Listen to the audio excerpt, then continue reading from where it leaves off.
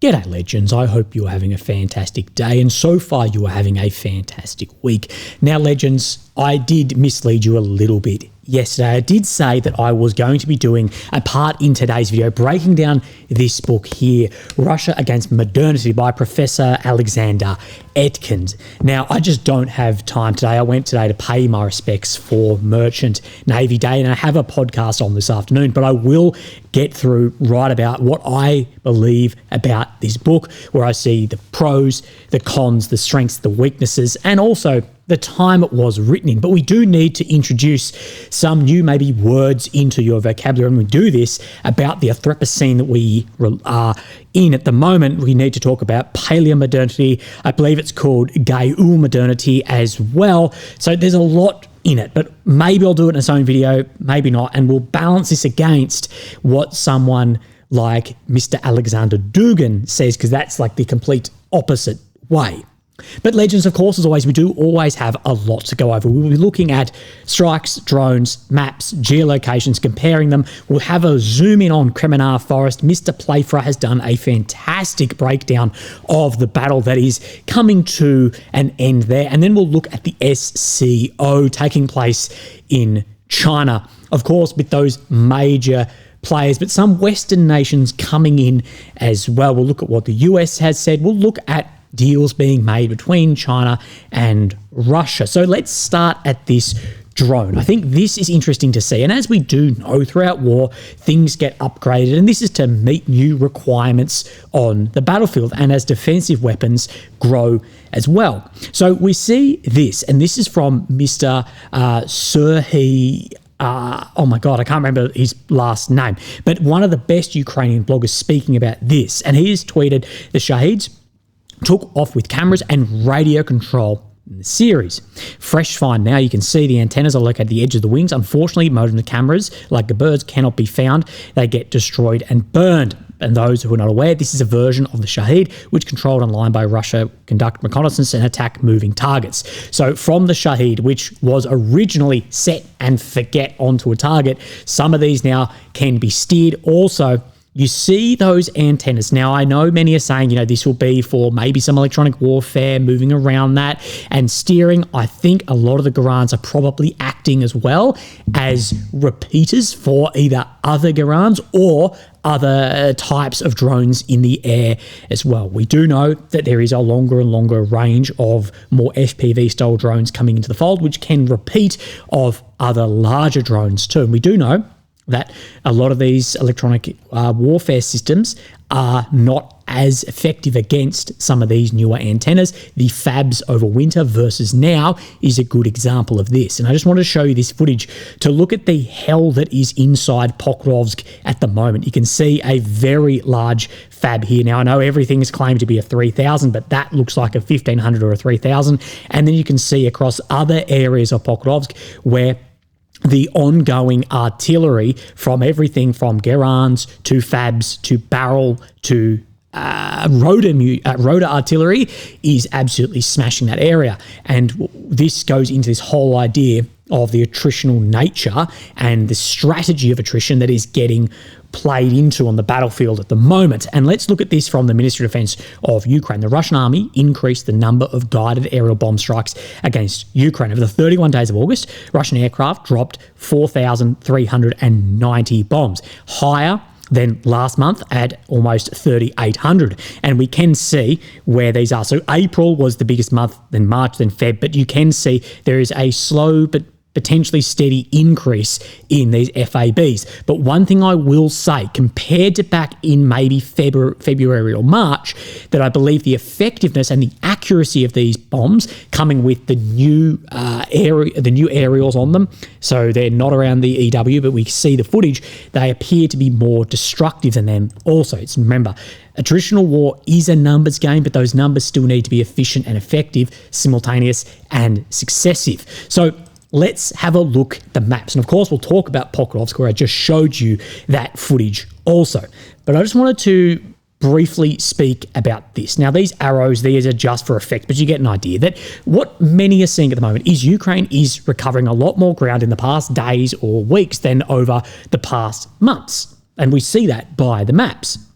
And many people are speculating about a potential like Kursk 2.0, a crossing back into Russian territory, internationally recognised Russian territory. And the reason people are speculating this is the number of Geran and glide bomb strikes on border areas against vehicles or other systems. Now, the only reason Ukraine, in the current situation they're in, should be conducting any sort of offensive attack is to either unblock troops from encirclement or imminent encirclement, immediate critical stabilisation of an area, such as Zolotokola Diaz, that area where we saw Russia push through on that maybe 20 kilometres at some point and now has been stabilised or appears to be stabilised, or that an extraordinary opportunity has been presented, that there's an opportunity has presented, the Russians have fucked up a rotation or something, and you're able to do that. But that is the only reason these should be getting conducted, because offensive operations,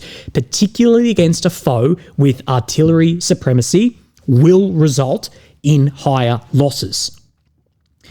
Losses that Ukraine cannot afford with its current manpower situation. Kursk 2.0, if something happened, like Kursk 1.0, may have a very short-lived optical victory, tactical victory, followed by what we were talking about at the time, a year ago, of paying the piper for a strategic doctrinal error. A Kursk-style offensive now would be the best possible thing for Russia. It would lengthen the front line while you are numerically superior, and it would be the worst possible for Ukraine for that same reason. Because on offensive op like that, you need to pour in your best troops, your best resources to conduct those operations offensively because it's so difficult. Look at what occurred after Kursk. Look at what occurred after the 23 counter-offensive. And the reason we can never be sure of this is we have seen very many doctrinal errors in the name of optics, because Ukraine's Fairpunkt, their centre of gravity of support of this war, does not sit in Kyiv. It sits in Brussels and Washington. So they need to maintain this optic illusion, however you want to call it, of being able to win and take back the territory to maintain that support. And this is where it is a sort of unfair advantage for Russia, having the centre of gravity, their Schwerpunkt of the war, sitting within Moscow and domestically supported, so it can go straight in. And this is where we see some of those mistakes, where there is optical strategy pushing on what is maybe strategically, tactically, the wrong decision. But it will be very interesting to see what transpires over the next coming weeks or months. So let's go into the map. Onto the map. We see Ukraine in the centre of the screen, the capital of Kyiv. The red area is occupied since 22, the purple since 2014.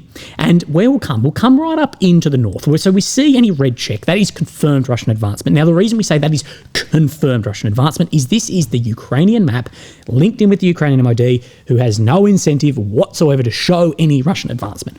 Such as if we had a Russian map linked in with the Russian MOD and showed a Ukrainian advancement, we would further confirm that. What we see is right up in the north here, we do see around Strelivka that Russia is making some more ground. We did see this crossing of the Oskil. That was very concerning. Still keep an eye out on what is happening up in here, but we'll move our way down into Kupiansk, where I showed you a geolocation either yesterday or the day before, where Ukrainian forces appeared to recapture Moskovska up from Sobolovka. And of course, this is a huge issue for the envelopment of Kupiansk. But what we see is a shitload of flag-waving operations at the moment by both the Russian and Ukrainian forces, primarily down in the Velika Novosilka front, but no different up here. The difference is the map will confirm one as one way, not as the other. So what we see today from this footage right here is Russian forces and then waving a Russian flag here at this geolocation right. There's a big intersection in here in Moskovska, so close enough to that.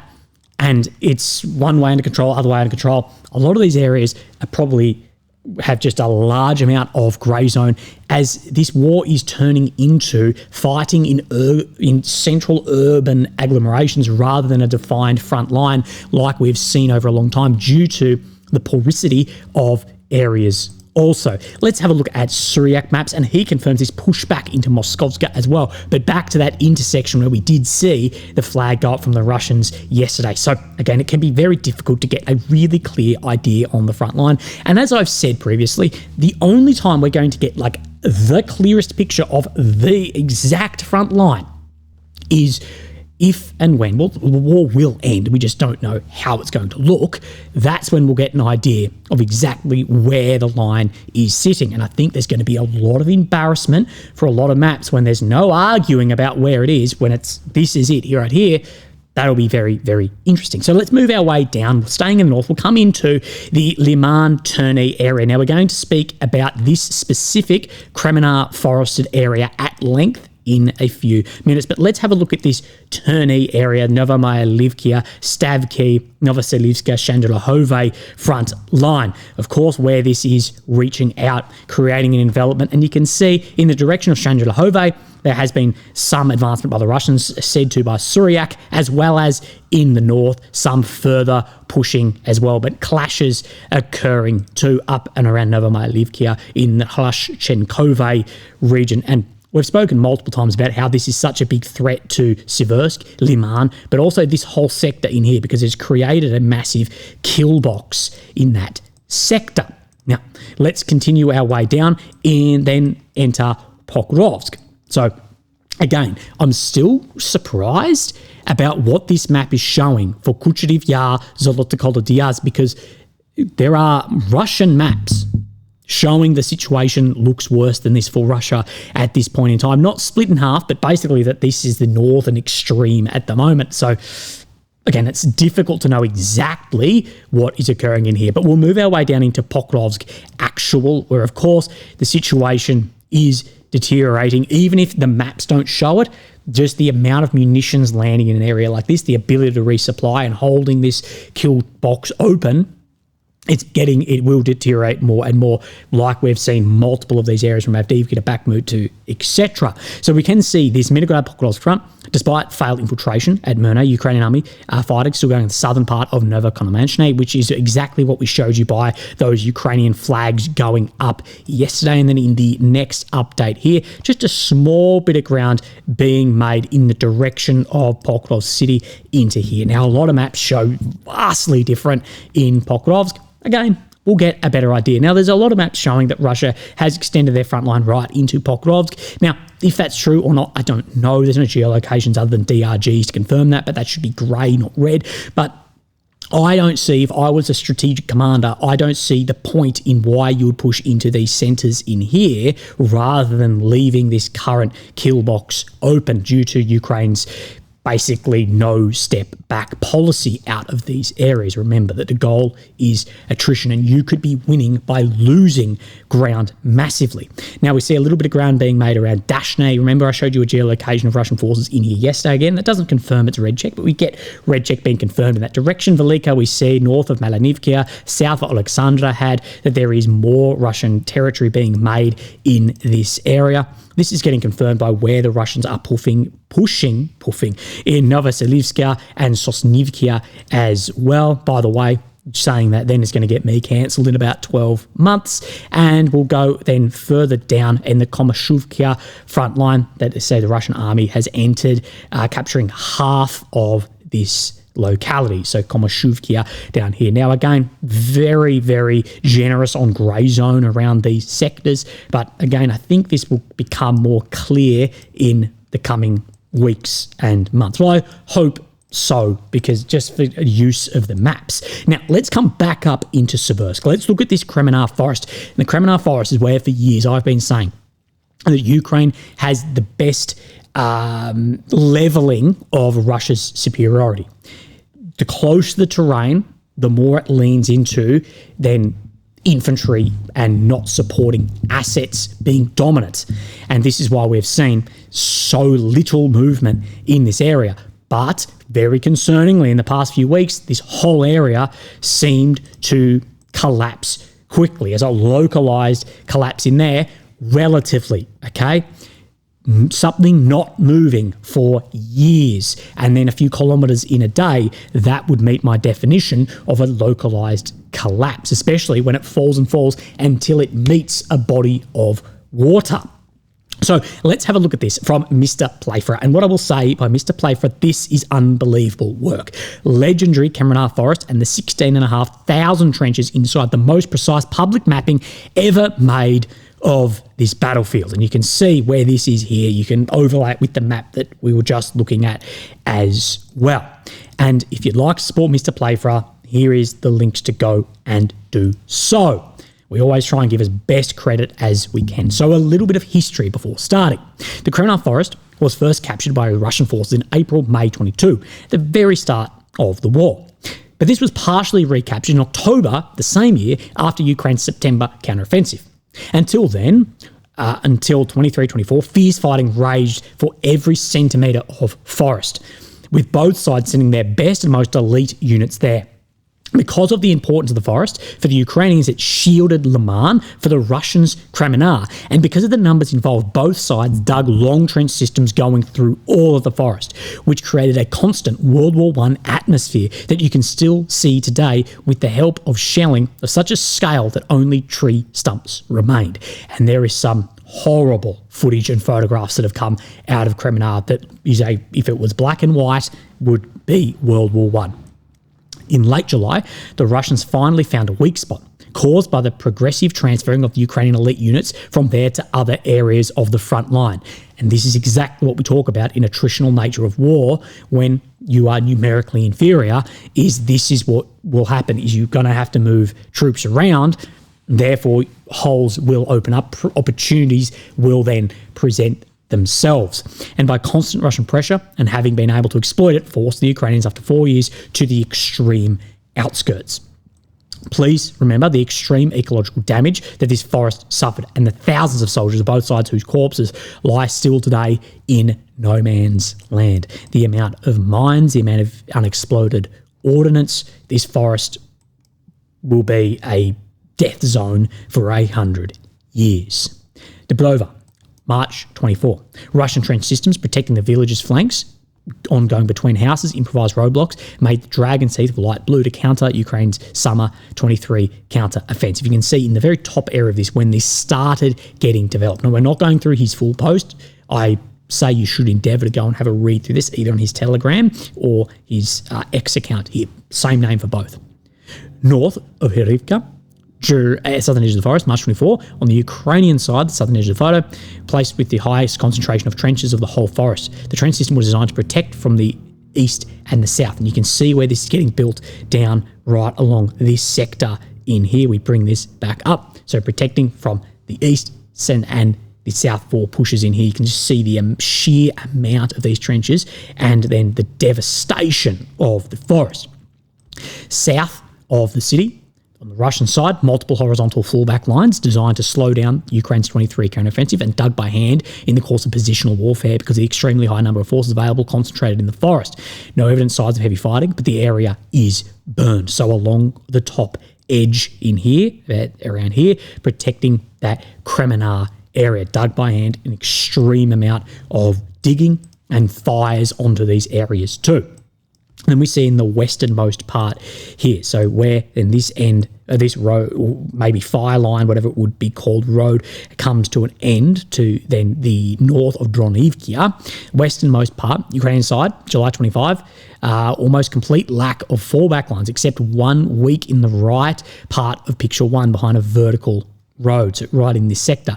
Unlike the Russians, the Ukrainians were confident that they would hold on for much longer in their positions in the forest. They did not take into account the forces would be removed because of worsening conditions and that they would be able to dig such trench systems while retreating again. So that they were confident that they could hold this, but didn't understand this rotation, redeployment that may have occurred, and therefore didn't have the amount of fallback lines that were needed. This is one thing, talking to that Polish soldier fighting for Ukraine, that he told me about, and he debunked for myself, and I think for a lot, the idea of the Russians fighting with shovels that he was talking about around the Bakhmut time, that no, There were not guys on the front line with shovels, but where this came from. Remember, we talk about all propaganda has an element of truth. Where that developed out of was as soon as the Russians capture an area and exploit past this, there are people deployed forward, maybe without a weapon because they're a kilometre or so back, armed with a shovel just to dig down straight away to try and confirm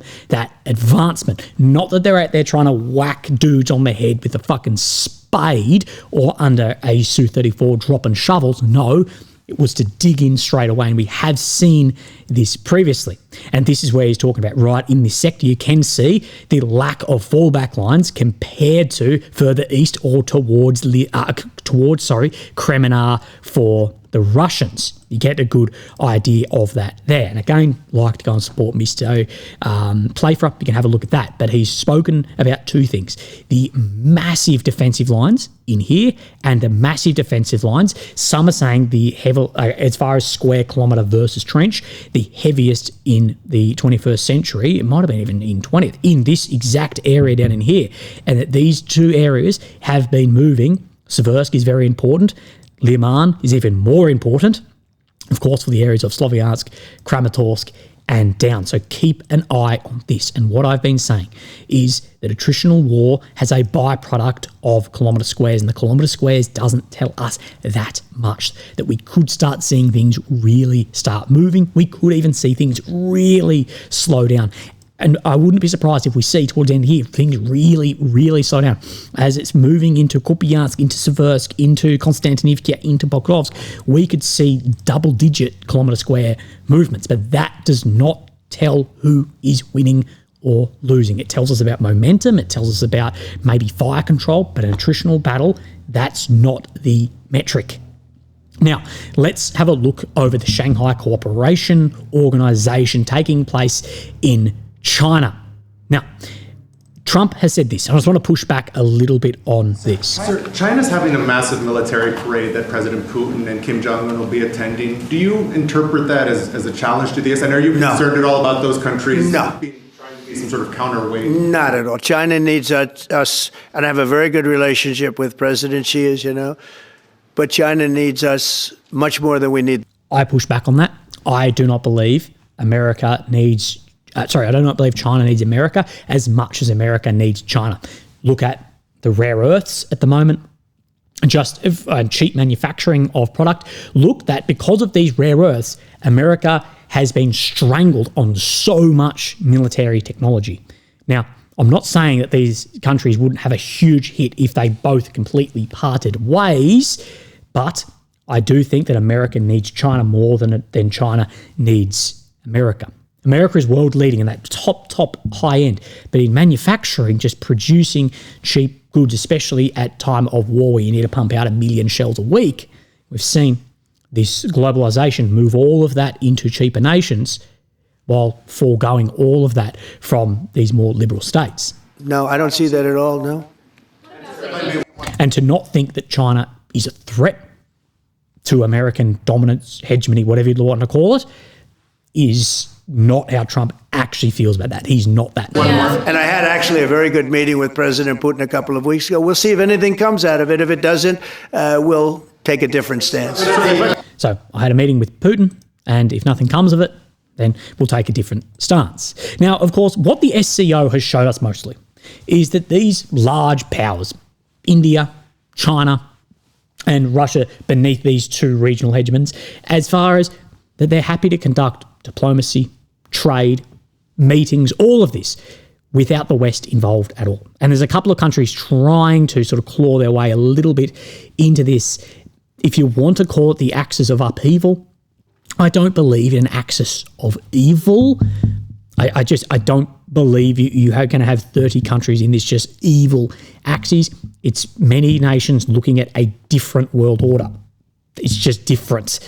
Is that upheaval to the West? Yeah, absolutely. But that's what we're seeing. But what we see is Slovakian Prime Minister Robert Fico, finally pronounced it right, and also the Hungarian Foreign Minister landed in China, I believe, this morning. But we're going to talk about Fico. It's here at a meeting, of course, with Russia. Now, both of these countries are NATO and EU, and that's the luckiest sort to standardise relations with Moscow, saying the two countries should look for opportunities to deepen and broaden cooperation. Now, Putin has said this. Now, regarding attacks on energy infrastructure, in particular by Ukraine, for a long time, even a couple of years ago, we did not take any actions concerning civil infrastructure. We're talking about energy facilities, which is not true, especially during the winter period. Now, could have we seen more? Maybe. Did we see a lot of those strikes? Yes. But where I think this changed in the years was the incapacity to actually knock that out due to most of this being old Soviet era facilities and networks. We heard even Budanov say it would be almost impossible to actually knock out a lot of these networks. I believe the effect that wasn't happening moved the weapons onto another priority of targeting in the 24 winter. But to say that there wasn't targeting this, ridiculous. But then we did see a truce hold in place in the air for some time. That's now out the window. We tolerated for a very long time while Ukrainian forces continuously attacked our energy facilities. After that, we began to strike. We are responding, of course, seriously. That is true. In response, Ukrainian side trying to cause damage to us. In doing so, they are causing a lot of damage to our partners as well. What can I say? After all, Ukraine receives a sizable portion of energy through its neighbours in Eastern Europe. We've seen Hungary be going all out and having it out online with the Ukrainian Minister of Foreign Affairs about this energy through, of course, the Druzhba pipeline, because the energy is being supplied into Hungary through Druzhba, but then Hungary supplies, I believe, 30 to 50% of Ukraine's imported energy. Imported energy, that needs to be annexed there. Cut off gas supplies that have come reverse flow, cut off electricity supplies, and they instantly come to realise that there are certain limits to their behaviour in violating others' interests. So we may see more Russian strikes against Ukrainian energy facilities. But Putin, further down in his speech, says with regard to Ukraine's EU membership, we've never objected to it. And that is interesting. We saw that in the leaked bits and pieces out of 2022 in Turkey, but still today, 25, saying we're not objected to it. And a lot of people speculated that Russia may further not only object to NATO, but may object to economic institutions like the EU due to the weaponisation of the European Union. Maybe they're not objected to it because of the trajectory that the EU is on. There was a meme that went around recently about if you really want to impact Russia's economy, invite Moscow into the EU. Tongue in cheek, but you get the idea of it. Now, let's have a look at this from the Shanghai Cooperation Organization. And in my opinion, this is probably the biggest bit of news out of this, that Russia and China bless vast new power of Siberia 2 pipeline. Of course, Gazprom running the show here. Russia and China gave their blessing to the power of Siberia 2 pipeline, but have yet to agree on pricing. One thing I know that Russia do want to do is very long-term fixed pricing on a lot of these too. Gazprom said on Tuesday, underscoring President Xi Jinping's disregard for Western demands, that he rode back from deepening partnership with Moscow. And again, if Xi can get his hands on cheap energy, he wouldn't care where it is coming from. They could carry up to an additional 50 billion cubic metres from China through Mongolia and the Arctic fields of Yamal. Hands the world's largest energy consumer greater options to hedge against future reliance on US LNG. So it's hedging against this, increasing that sovereignty balance that we do speak about. Now, this is aimed, I believe, for 2030 to come into play, which is 5 years away. But the Siberia 1 pipeline, as far as I'm reading, will have increased flows through it. It's a huge turning point for geopolitics of energy, said Michael Maiden, the head of China Energy Research at Oxford Institute of Energy Studies. The message is China is no longer even pretending to comply with US sanctions or care about what the West thinks. And it's not alone. And that is what we are seeing at this SCO. By trying to pull these countries apart, it's had the exact opposite of bringing them together. By trying to draw India away, what it has done is India has put their energy first, not caring where it came from, and has pushed it back together. China, which recently taken LNG cargoes from Russia, the sanctioned LNG 2 project, is showing it can resist Western pressure to isolate Moscow, but the lack of progress on pricing indicates that it's also demanding steep discounts from Russia. Yes, and this is where China is benefiting from these sanctions, is by saying Russia not able to sell it, but Russia desperate to sell their resources, China then can demand it much cheaper. Therefore, China is getting cheaper energy. But so is India. And India is saying, well, it's still cheaper to buy it from it at a price cap than to buy it off OPEC. And this is the issue. By weakening Russia, it's directly strengthening China. And this is the problem, is Russia in the foreseeable future decades will always remain a nuclear hegemon. That's just going to be. That's how the nuclear weapons work. But as far as a regional hegemon is a long way from that, mainly due to internal issues. China, they're right on the cusp. Well, they are a regional hegemon, but they could become further expansive as well. And this is the problem. This is why I've spoken so much over the past years and more recently yesterday, quoting strategic studies now, that we may have to try and bring Russia back into more of our sphere of influence because of how much this is strengthening China. And for the survival of Western dominance, may we have to bury the hatchet with Russia to try and then bring that in, rather than China just getting their hands on everything. And the worse the Russian economy goes, which of course is based on oil and gas, resources, etc., they're going to be more desperate to sell it. China can demand a deeper discount. This is the balancing act problem at the moment. This is why this whole war is just impossible diplomacy, trying to pump the brakes on China's development with the country next door to them, which can just build a rail or build a pipeline, supplies all of that they would need at a discounted rate because there's no competition anymore. That Russia would go, well, there's competition in Europe to sell the gas and oil, and now that's basically gone. We can sell it to you on the market for cheap. You get these problems, okay? If you leave ideology out of it, that's what you need, like realpolitik terms. The US casts China as its biggest competitor and Russia as its biggest nation-state threat. Though US President Donald Trump has criticised Western moves he thinks have pushed Moscow and Beijing together. Trump's moves have done significantly more, in my opinion, to push these, and India especially, into that triangle diplomacy, has done significantly more than previously. Now, I'm not saying they hadn't had a play in this, but look at this. At the moment, what's going on? Since losing a lucrative chunk of European gas market, Russia has pivoted towards China, as for the reasons we spoke about previously. Now, CNBC maybe had this, just an overall of what's going on at this, and some of the things that Xi has said. And amid Trump's tariff campaign, Xi has said the shadows of the Cold War mentality and bullying have not dissipated, with new challenges mounting. He also spoken about double standards and the rules imposed by a few countries, strengthening the UN must remain the core of global governance. The world has entered a new phase of turbulence, with global governance at a new crossroads, calling for joint efforts to build a more just and balanced international governance framework. To what extent Beijing will push to reshape global order will materials still remain to be unseen, but some member states at the SCO set up talks around a development bank as well, which would be a significant step in the bloc's long-standing goal of establishing a new alternative payment system that reduces reliance on the US dollar, therefore de-weaponizes the US dollar for sanctions and tariffs and all of that. And that will be a big...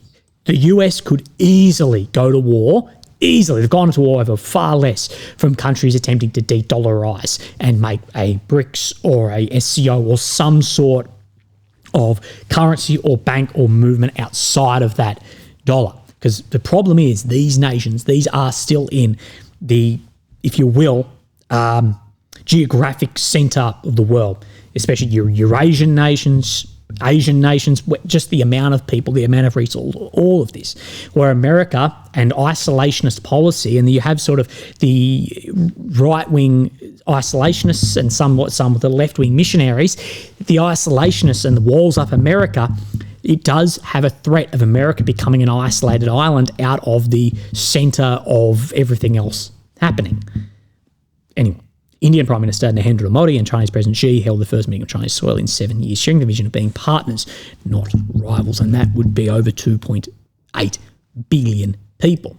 Two of the largest economies, one of the largest with purchasing power parity, and India will overtake America by PPP within the coming years too. So a lot going on, and this SCO, as I defended yesterday, it doesn't mean America won't be a superpower. That's what unipolarity is. It's a singular. But it is showing this movement into a multipolar world. And what we don't know is where exactly the borders of multipolarity are going to be drawn, and where then will nations then alliances maybe shift. So if you and I talk a lot about Indonesia, but if you're Indonesia looking right now, where do you sit? Because of course you've got Australia, a Western country, to the south. You have a majority Muslim population. You're seeing what is occurring from the US. You've seen sanctions and tariffs are weaponized, but you see China's encroachment through then smaller islands and everything within the Asia-Pacific region. It's going to be very difficult, but in the coming age, all non-great states have to be part of some level of institution. Where's this going to go? And one of the biggest things is these other states like Slovakia or Hungary, where they may draw lines, we don't know. But are we in the century of upheaval? We may well be. We're definitely in the century of multipolarity. Kissinger back in, I think, the late 90s even spoke about that changing then. Legends, have a fantastic day, and I will speak to you tomorrow. Thank you. Bye-bye.